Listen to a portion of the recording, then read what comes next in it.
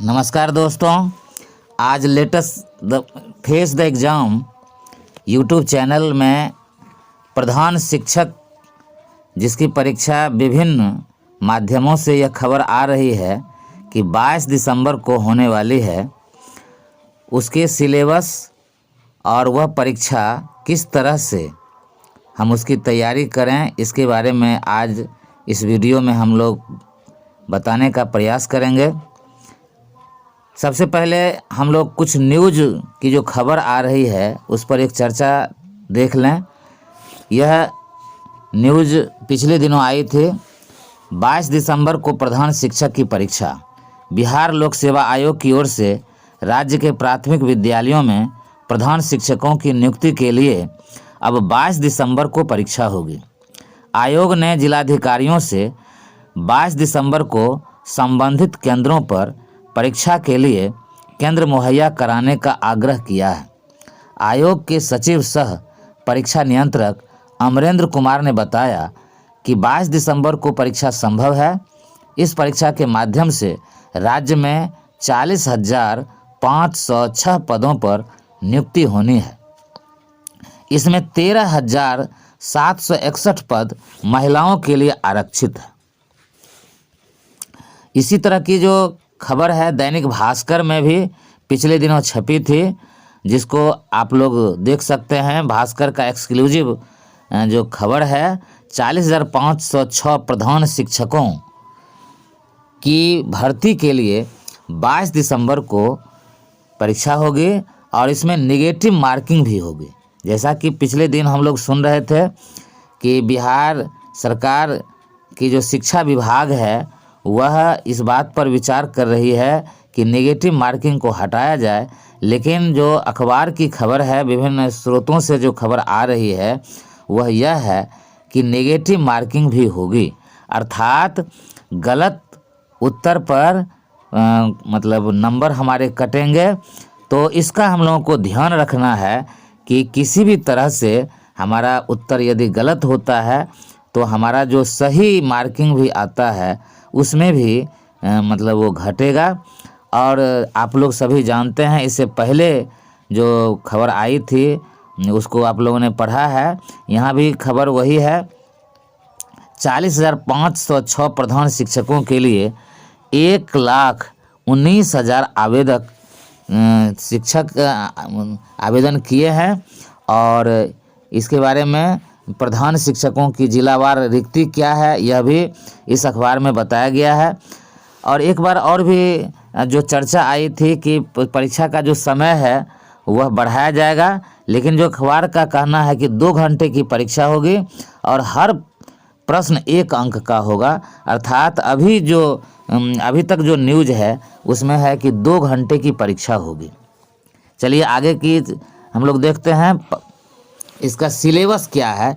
सबसे जो मुख्य चीज़ है कि प्रधान शिक्षक की जो हम तैयारी कर रहे हैं उसमें हम सिलेबस ये जान लें कि हमारा सिलेबस क्या है।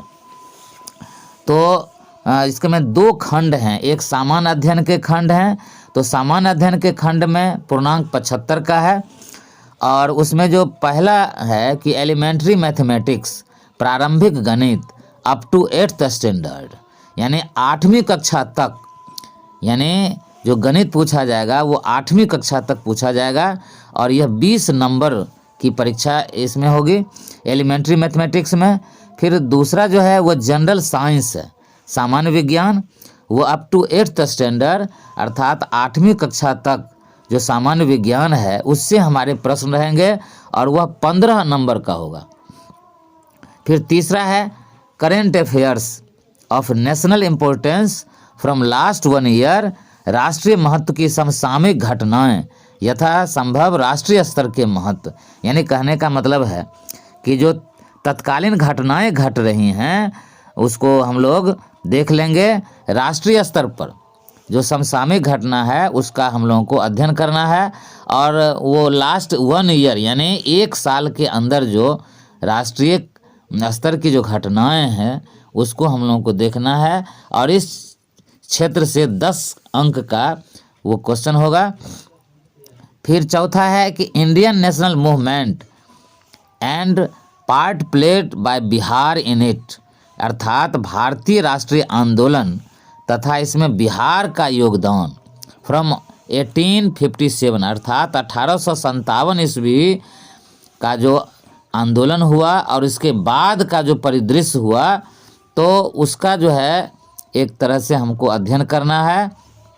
यहाँ यह बता दें कि बिहार में जो राष्ट्रीय आंदोलन बिहार में उठी 1857 का जो आंदोलन हुआ था, तो इसमें बिहार का क्या योगदान रहा, उसमें हम लोगों को विस्तृत अध्ययन कर लेना है। 10 नंबर का इससे पूछेगा। और यहाँ ध्यान रखना है कि राष्ट्रीय स्तर पर हम लोगों को नहीं जाना है, बिहार लेवल का जो है, बिहार ने इसमें किस तरह की भूमिका निभाई, इस पर हमको फोकस करना है। फिर 5वां है ज्योग्राफी यानी भूगोल, ये अप टू 10th स्टैंडर्ड यानी 10वीं कक्षा तक हम लोगों को भूगोल का अध्ययन कर लेना है, ये 10 नंबर का रहेगा। फिर सोशल स्टडीज यानी सामाजिक अध्ययन, ये अप टू 10th स्टैंडर्ड यानी 10वीं कक्षा तक जो सामाजिक अध्ययन है, जिसको सोशल स्टडी हम लोग कहते हैं, SST कहते हैं, ये 10 नंबर का रहेगा। और इस तरह से कुल 75 अंक की परीक्षा होगी और DLED विषय के 75 अंक के लिए जो है पाठ्यक्रम जो दिया गया था वो यथावत रहेंगे। ये बाद में जो BPSC ने ये अधिसूचना निकाल करके बताया था, BPSC ने नोटिस निकाला था अपने वेबसाइट पर और उसमें सिलेबस में जो संशोधन किया था उसका अभी हम लोग चर्चा किए हैं। अब हम लोग चर्चा करेंगे DLED विषय जो 75 अंकों के लिए होगा, लेकिन उसका जो पाठ्यक्रम रहेगा वो यथावत रहेगा, अर्थात उसमें कोई चेंजिंग नहीं। इससे पहले जो सूचना आई थी एकदम हूबहू, मतलब DLED स्तर का जो होगा क्वेश्चन, उसका जो क्षेत्र होगा हूबहू होगा। इसमें नोट एक चीज़ दिया है कि उपर्युक्त पाठ्यक्रम के निमित्त NCERT की पुस्तक मानक होगी।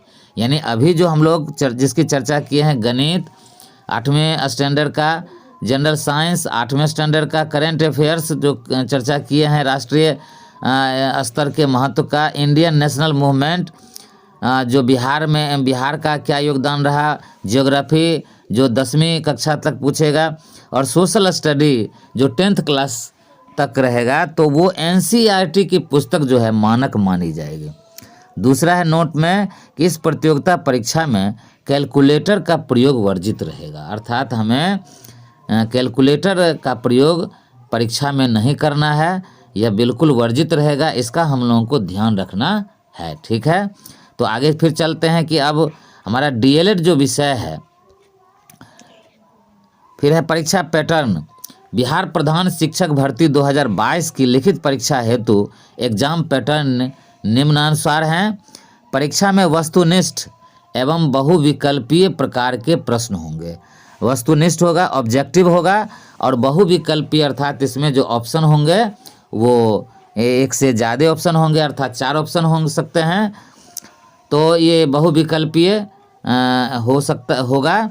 और इसमें यह लिखित परीक्षा 150 प्रश्नों की होगी, प्रत्येक प्रश्न 1 अंक का होगा, इसका भी हम लोगों को ध्यान रखना है। प्रत्येक गलत उत्तर के लिए 0.25 अर्थात 1/4 का नेगेटिव मार्किंग है, अर्थात यदि 4 हमारे प्रश्न गलत हो जाते हैं तो 1 नंबर कटेगा, और 1 प्रश्न यदि गलत होते हैं तो 0.25 यानी 1/4 मतलब मार्किंग हमारा कट जाएगा। परीक्षा की अवधि 2 घंटे यानी 120 मिनट की होगी।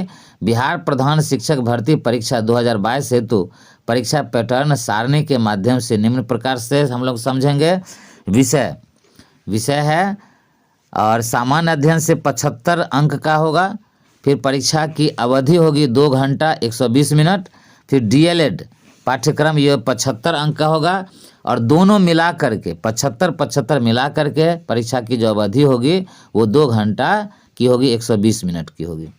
अब पाठ्यक्रम ये DLED से संबंधित जो विषय है उसका हम लोग समझ लेंगे कि 75 अंकों की जो परीक्षा होगी सामान्य अध्ययन, ये सामान्य अध्ययन का जो है DLED की चर्चा हम लोग इसके बाद कर लेंगे।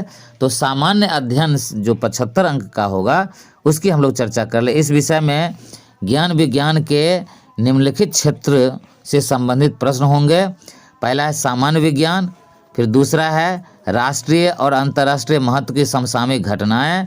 तीसरा है भारतीय राष्ट्रीय आंदोलन तथा इसमें बिहार का योगदान। चौथा है भूगोल। पांचवा है भारतीय राज्य व्यवस्था। और छठा है प्रारंभिक गणित और मानसिक क्षमता परीक्षण। अर्थात इसमें कुछ रीजनिंग के भी सवाल रह सकते हैं या मानसिक क्षमता जो परीक्षण के जो सवाल हैं वो गणित के साथ रह सकते हैं। उपर्युक्त विषयों का विवरण इस प्रकार है। सामान्य विज्ञान के अंतर्गत दैनिक अनुभव तथा प्रेक्षण से संबंधित विषयों सहित विज्ञान की सामान्य जानकारी तथा परिबोध पर ऐसे प्रश्न पूछे जाएंगे जिसकी किसी भी शिक्षित व्यक्ति से अपेक्षा की जा सकती है जिसने वैज्ञानिक विषयों का विशेष अध्ययन नहीं किया है। अर्थात मतलब किसी भी शिक्षित व्यक्ति से आशा की जा सकती है कि उसका वो उत्तर जानते होंगे। ऐसे निश्चित रूप से प्रश्न रहेंगे। राष्ट्रीय और अंतर्राष्ट्रीय महत्व के वर्तमान घटनाओं पर बिहार सहित प्रश्न पूछे जाएंगे। भारत के राष्ट्रीय आंदोलन के अंतर्गत 19वीं शताब्दी के पुनरुत्थान के स्वरूप और स्वभाव, राष्ट्रीयता का विकास तथा स्वतंत्रता प्राप्ति से संबंधित प्रश्न पूछे जाएंगे। परीक्षार्थियों से आशा की जाती है कि वे भारतीय स्वतंत्रता संग्राम में बिहार की भूमिका पर पूछे गए प्रश्नों के उत्तर दें। मतलब है कि भारतीय स्वतंत्रता संग्राम में बिहार की कैसी भूमिका रही उससे संबंधित प्रश्न पूछे जाएंगे और उनका हमें उत्तर देना है।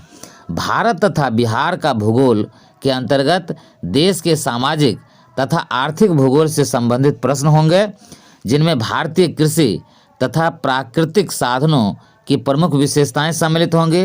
भारत की राज्य व्यवस्था के अंतर्गत भारतीय संविधान, देश की राजनीतिक प्रणाली, पंचायती राज, विकास योजना इत्यादि सम्मिलित हो सकते हैं। प्रारंभिक गणित और मानसिक क्षमता जांच पर भी प्रश्न रहेंगे। अब हम लोग देखेंगे कि डीएलएड जिससे 75 नंबर का क्वेश्चन रहेगा उसका क्या सिलेबस रहेगा, उसका क्या पाठ्यक्रम रहेगा। तो डीएलएड से संबंधित पाठ्यक्रम हम लोग देख लेंगे एक नज़र में। ये 75 अंक की परीक्षा इसमें होगी। इसमें हम देखें कि इकाई 1 में बच्चे तथा बचपन, सामाजिक, सांस्कृतिक तथा ऐतिहासिक समझ। दूसरा है बाल अधिकारों का संदर्भ, उपेक्षित वर्गों से आने वाले बच्चों पर विशेष चर्चा के साथ। तीसरा है शिक्षा, विद्यालय और समाज, अंतर संबंधों की समझ। चौथा है विद्यालय में समाजीकरण की प्रक्रिया, विभिन्न कारकों की भूमिका और प्रभावों की समझ। उसके बाद है शिक्षा, सामान्य अवधारणा, उद्देश्य एवं विद्यालयी शिक्षा की प्रकृति।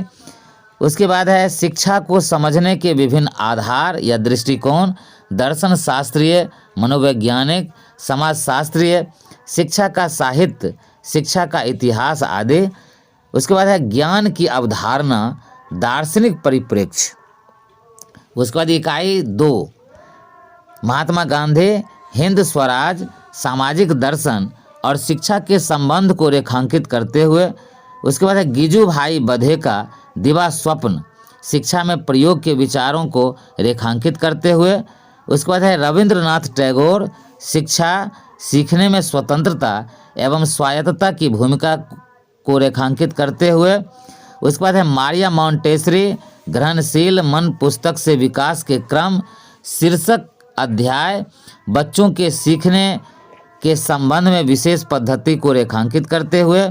उसके बाद है ज्योतिबा फूले, हंटर आयोग 1882 को दिया गया बयान, शैक्षिक, सामाजिक एवं सांस्कृतिक असमानता को रेखांकित करते हुए। उसके बाद है डॉक्टर जाकिर हुसैन, शैक्षिक लेख, बाल केंद्रित शिक्षा के महत्व को रेखांकित करते हुए। जे कृष्णमूर्ति, शिक्षा क्या है, सीखने सिखाने में संवाद की भूमिका को रेखांकित करते हुए। जॉन डीवी, शिक्षा और लोकतंत्र से जीवन की आवश्यकता के रूप में शिक्षा, शीर्षक लेख, शिक्षा और समाज की अंतःक्रिया को रेखांकित करते हुए। उसके बाद इकाई 3 है पाठचर्या तथा पाठ्यक्रम, अवधारणा तथा विविध आधार। पाठचर्या में कार्य और शिक्षा की भूमिका, कार्य केंद्रित शिक्षण शास्त्र की समस्या, बचपन को प्रभावित करने वाले मनोसामाजिक कारक, बाल विकास, अवधारणा, विकास के विविध आयाम, प्रभावित करने वाले कारक, वृद्धि एवं विकास, अंतर संबंधों की समझ, अध्ययन के तरीके। उसके बाद है बच्चे एवं विकास, अंतर संबंधों की समझ, अध्ययन के तरीके, बच्चों के शारीरिक एवं मनोगत्यात्मक विकास की समझ, सृजनात्मकता, अवधारणा, बच्चों के संदर्भ में विशेष महत्व, खेल से आशय, अवधारणा, विशेषता, बच्चों के विकास के संदर्भ में महत्व, व्यक्तित्व विकास के विविध आयाम, एरिक्सन के सिद्धांत का विशेष संदर्भ, बच्चों के भावनात्मक या संवेगात्मक विकास का पहलू, जॉन बॉल्बी का सिद्धांत एवं अन्य विचार, नैतिक विकास और बच्चे सही गलत की अवधारणा, जीन पियाजे तथा कोहलबर्ग का सिद्धांत। इसके बाद है इकाई नंबर 4 है ECCE की आवश्यकता एवं उद्देश्य। उसके बाद है एक संतुलित तथा संदर्भ युक्त ECCE पाठ्यचर्या की समझ। ECCE पाठ्यचर्या के लघु एवं दीर्घकालिक उद्देश्य तथा नियोजन, कक्षा में विकासोन्मुख, बाल केंद्रित तथा समावेशी वातावरण निर्माण, प्रारंभिक वर्षों में विकास के विभिन्न आयाम एवं अधिगम, विशेष आवश्यकता वाले दिव्यांग बच्चे तथा प्रारंभिक बाल्यावस्था देखभाल और शिक्षा, शारीरिक शिक्षा, अवधारणा एवं महत्व, बिहार में प्रारंभिक बाल्यावस्था देखभाल और शिक्षा की वर्तमान स्थिति, राज्य में प्रारंभिक बाल्यावस्था शिक्षा की चुनौतियां एवं नवाचार, राज्य में विद्यालय की तैयारी में संस्थाओं की अकादमिक व सामाजिक अपेक्षा। इकाई 5 है विद्यालय संस्कृति के संगठनात्मक पहलू, अवधारणा, संरचना एवं घटकों की आलोचनात्मक समझ, शिक्षा के अधिकार के अंतर्गत विद्यालय व्यवस्था में परिवर्तन, समावेशी शिक्षा के अनुरूप विद्यालय संगठन और प्रबंधन, कला समेकित शिक्षा के माध्यम से विद्यालय परिवेश एवं कक्षाई शिक्षण में बदलाव, कक्षा कक्ष शिक्षण की प्रकृति, परंपरागत, बाल केंद्रित, लोकतांत्रिक, सृजनात्मक आदि, पाठ्य सहगामी व शैक्षिक क्रियाएं, महत्व, योजना एवं क्रियान्वयन गतिविधियां, कला, खेल इत्यादि, विद्यालय में आकलन एवं मूल्यांकन की व्यवस्था, सतत एवं व्यापक आकलन, प्रगति पत्रक, शिक्षक वृत्तिक विकास, अवधारणा, आवश्यकता, नैतिक विमर्श व सीमाएं, विद्यालय में नैतिक व्यवस्था और शिक्षक, प्रशासनिक, सामूहिक शिक्षण शास्त्रीय परिवर्तनकारी। इकाई 6 निकटवर्ती जिला स्तरीय संस्थाएं, संकुल संसाधन केंद्र, CRC, प्रखंड संसाधन केंद्र, BRC, जिला शिक्षा एवं प्रशिक्षण संस्थान, डाइट, प्रारंभिक शिक्षक शिक्षा महाविद्यालय, TTEC, राज्य स्तरीय संस्थाएं, राज्य शिक्षा शोध एवं प्रशिक्षण परिषद, SCERT, बिहार शिक्षा परियोजना परिषद, BEPC, बिहार विद्यालय परीक्षा board, BSEB, Bihar Sanskrit board, BSSB, Bihar राज्य मदरसा शिक्षा बोर्ड, BSMEB, बिहार मुक्त विद्यालय शिक्षण एवं मुक्त परीक्षा बोर्ड, BBOSE। इस तरह से फिर राष्ट्रीय स्तर की संस्थाएं, राष्ट्रीय शैक्षिक और राष्ट्रीय स्तर की संस्थाएं, राष्ट्रीय शैक्षिक अनुसंधान और प्रशिक्षण परिषद NCERT, केंद्रीय माध्यमिक शिक्षा बोर्ड CBSE, राष्ट्रीय शैक्षिक योजना एवं प्रशासन संस्थान NIEPA, राष्ट्रीय अध्यापक शिक्षा परिषद NCTE। इकाई 7 भारतीय समाज में समावेशन और अपवर्जन के विभिन्न रूप, हाशिए का समाज, जेंडर, विशेष आवश्यकता वाले बच्चे, दिव्यांगजन, कक्षाओं में विविधता और असमानता की समझ, पाठ्यचर्यात्मक और शिक्षण शास्त्रीय संदर्भ, समावेशी शिक्षा के लिए आकलन की प्रकृति एवं प्रक्रिया, समावेशी शिक्षा में विशेष आवश्यकता वाले बच्चों का संदर्भ, ऐतिहासिक विकास, वर्तमान स्थिति, चुनौतियां, बिहार का संदर्भ। शिक्षा व्यवस्था व विद्यालय में प्रचलित जेंडर विभेद, पाठ्यचर्या, पाठ्य पुस्तकें, कक्षाई प्रक्रियाओं, विद्यार्थी शिक्षक स्टूडेंट टीचर इंटरेक्शन, संवाद के विशेष संदर्भ में, जेंडर संवेदनशीलता और समानता में शिक्षा की भूमिका, समता, समानता और सामाजिक न्याय के लिए शिक्षा, अवधारणा, आवश्यकता एवं अवरोध, शिक्षकों की अस्मिता, समकालीन विमर्श, एक आदर्श शिक्षक की संकल्पना। इकाई 8 राष्ट्रीय पाठ्यचर्या की रूपरेखा 2005 और बिहार पाठ्यचर्या की रूपरेखा 2008 के विशेष संदर्भ में विज्ञान, पर्यावरण, गणित, भाषा और सामाजिक विज्ञान शिक्षण शास्त्र की समझ, शिक्षण अधिगम में ऑडियो वीडियो मल्टीमीडिया साधनों की महत्ता तथा उपयोग, सीखने की योजना एवं विद्यालय के अन्य कार्य के साथ ICT का एकीकरण।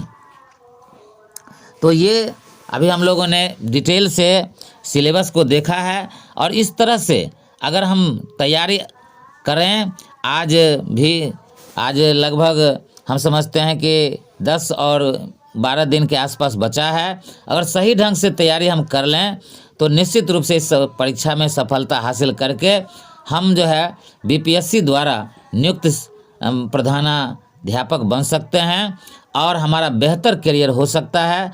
आज इस वीडियो में बस इतना ही। नेक्स्ट वीडियो में हम लोग विभिन्न टॉपिक पर चर्चा करेंगे। तब तक के लिए इजाज़त दीजिए और latest face the exam channel पर यदि आप नए हैं तो इसे कृपया सब्सक्राइब करें, शेयर करें, लाइक करें और कमेंट्स करें। आप सभी का बहुत बहुत धन्यवाद।